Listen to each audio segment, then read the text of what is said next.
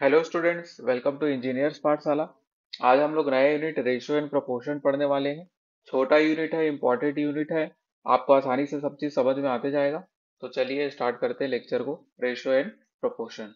पहला क्वेश्चन लिखना और आंसर मेरे को बताते जाना। एकदम आसान कंसेप्ट से बनेगा ये।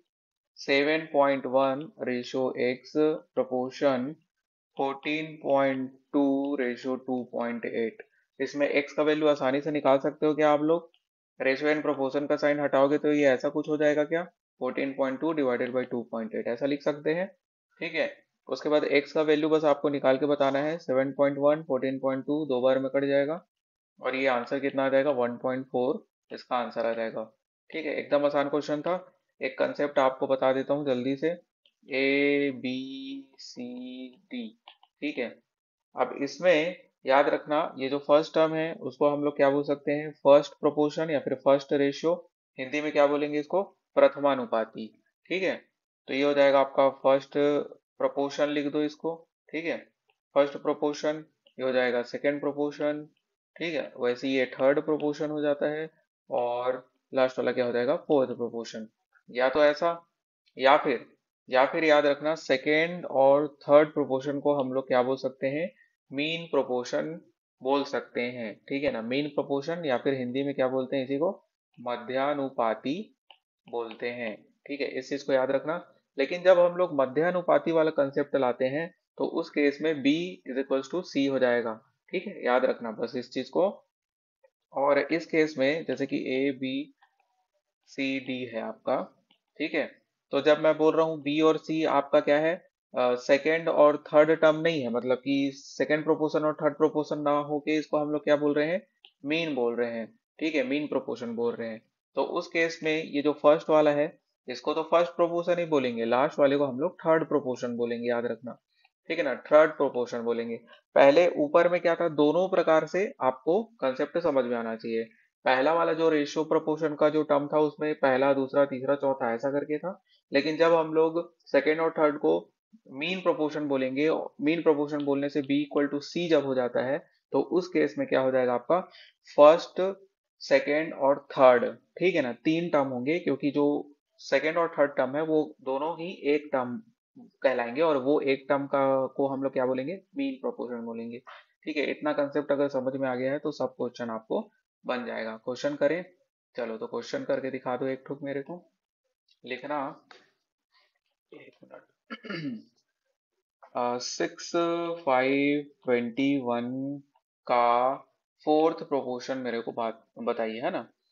फोर्थ प्रोपोर्शन, मेरे को निकाल के बताइए। ठीक है, चतुर्थानुपाती आप लोगों को निकाल के बताना है। तो एकदम आसान क्वेश्चन है।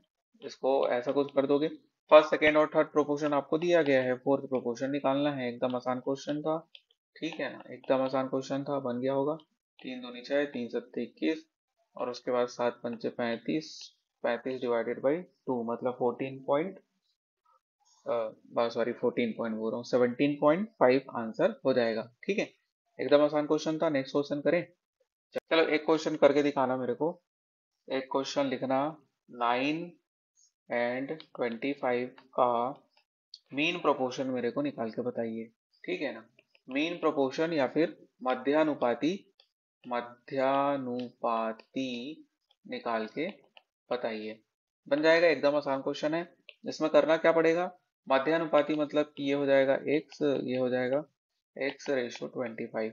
तो इसमें 9 divided by x is equal to x divided by 25, मतलब x स्क्वायर। 9 इंटू 25 मतलब 3 इंटू 5, 5 या 15। x का वैल्यू आ गया आपका 15। एकदम आसान क्वेश्चन था। ऐसे ही एक क्वेश्चन और बना के दिखाना मेरे को। 12 एंड 30 का तृतीयानुपाती मेरे को निकाल के बता दी। तृतीयानुपाती को हम लोग क्या बोल सकते हैं? थर्ड प्रोपोर्शन आपको निकाल के बताना है। ठीक है ना, थर्ड प्रोपोर्शन मेरे को निकाल के बता दीजिए। एकदम आसान क्वेश्चन है। 12 रेशियो 30, ये भी 30, और ये हो जाएगा आपका x।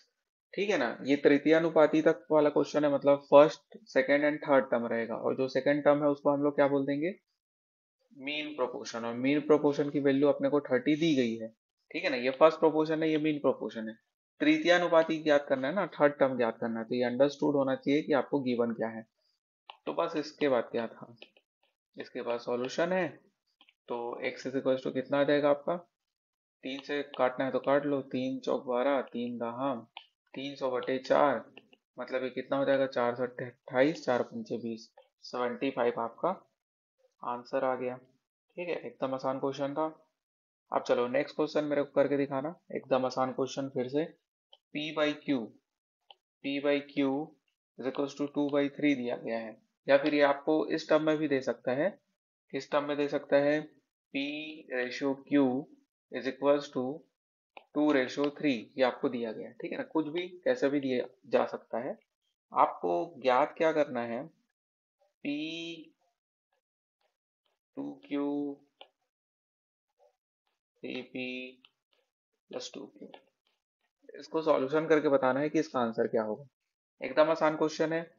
P is equal to 2 and Q is equal to 3 रख दो इस इक्वेशन में, तो आपको आंसर मिल जाएगा। ठीक है ना, बचपन में करते थे ना यार, आपको ये गिवन है, तो P इज इक्वल टू क्या मानते थे, 2x, Q is equal to क्या मानते थे, 3x, ऐसा करके अब इस वैल्यू को रखते थे आप लोग, तो x x तो कट ही जाएगा, इसलिए आपको कोई मतलब नहीं बनता है 2 एंड 3 डायरेक्ट रखना। तो ये क्या हो जाएगा आपका, 4 दूनी 8 माइनस 3 दूनी 6, और ये हो जाएगा 3 दूनी 6 माइनस 3 सॉरी, हाँ ठीक, तो 3 दूनी 6 माइनस 3 दूनी 6, मतलब ये तो इनफाइनाइट आ गया आंसर। कुछ गलत किया हूँ क्या, एक मिनट रुकना ना। P का वैल्यू में क्या रखा, 2 रखा, Q का वैल्यू 3 रखा, तो ये हो जाएगा 4 दूनी 8, 8 माइनस हो जाएगा 8 - 6, ये तो सही किया हूँ। उसके बाद अच्छा, ये प्लस की जगह में मैं क्या माइनस का साइन क्यों लगा दिया हूँ, तो ये हो जाएगा आपका 2/12, मतलब ये हो जाएगा 1/6, तो ये आपका आंसर आ जाएगा। एकदम आसान क्वेश्चन था। इसके बाद नेक्स्ट क्वेश्चन करके दिखाना मेरे को, एकदम आसान क्वेश्चन है, एकदम आसान आसान क्वेश्चन, 17/19, लेकिन इसी में हम लोगों का एग्जाम में गड़बड़ी हो सकता है। 17/9 के ईच टर्म में, ठीक है ना, ईच टर्म में, ईच टर्म या फिर प्रत्येक पद में, ठीक है ना, इस टर्म में क्या घटाया जाए या फिर सब्सट्रैक्ट किया जाए, माइनस किया जाए, कि जो रेशो है वो क्या हो जाता है, 5/7 हो जाता है। देखो पहले क्या था, 17/19 था, अगर मैं उसके ईच टर्म में प्रत्येक पद में कुछ चीज घटा दे रहा हूँ, तो रेशो 5/7 हो जा रहा है, और क्या चीज घटा रहा हूँ, वही चीज तो निकालना है। मान लेते हैं कि हम लोग ईच टर्म में x घटा रहे हैं, जिससे वो कितना बन जा रहा है, 5/7 बन जा रहा है। अब इसके बाद क्या था, इसके बाद तो कुछ है ही नहीं, बस सॉल्यूशन है। तो 17 पंचे 85, और 17 दूनी 34, 17 सत्ते कितना होता है, 119 होता है। 119 माइनस कितना हो जाएगा, 7x, 19 पंचे 95 माइनस कितना हो जाएगा, 5x, और ये कितना हो जाएगा आपका 2x is equals to 19 plus 5 कितना हो जाएगा, 9 5, तो 24 हो जाएगा। तो x की वैल्यू कितना आ गया, 12। कैलकुलेशन का पार्ट तो आपको बनना ही चाहिए, उसको मैं क्या बताऊँ, है ना। तो मेन क्या रहता है आपका, ये चीज को समझना, ठीक है ना, क्वेश्चन में क्या है उसको बस उतारना ही आपको मेन रहता है। आज का लास्ट क्वेश्चन देख लेते हैं, ये आपको बनना चाहिए, इसको आपको जल्दी से बना के दिखाना है। दो संख्याएं हैं, दो नंबर हैं, जिसमें 7/9 का अनुपात है, रेशो है दोनों के बीच में। प्रत्येक टर्म में, प्रत्येक पद में 5 जोड़ दिया जा रहा है, 5 जोड़ा जा रहा है, ठीक है ना। तो रेशो क्या हो जाता है आपका, रेशो बदल के हो जाता है 4/5 हो जाता है। पहले क्या था, 7/9 था, अब वो 4/5 हो गया। तो बस वो नंबर मेरे को बताना है, लेकिन याद रखना बड़ी नंबर बताना है, बड़ी संख्या बताना है, ठीक है ना, जो लार्ज नंबर होगा उसको आपको बताना है।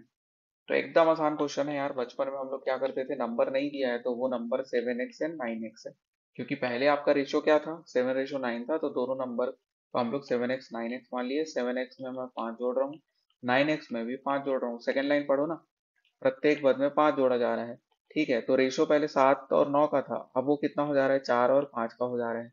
बस यही आपका मेन था, ये बनना चाहिए था, उसके बाद क्या है, बस सॉल्यूशन है, 7 पंचे 35x, प्लस 25 इज इक्वल हो जाएगा 936 प्लस हो जाएगा 520 और ये हो जाएगा आपका x इज इक्वल्स टू 5। लेकिन मेरे को क्या चाहिए, बड़ा नंबर चाहिए, मतलब 9x का वैल्यू चाहिए, तो ये हो जाएगा 9×5 = 45, तो यही आपका क्या हो जाएगा, आंसर हो जाएगा। कितना आसान क्वेश्चन था देखो। ठीक है, तो इस प्रकार से मुझे लग रहा है सब चीज़ आज आपको आसानी से समझ में आ गया होगा।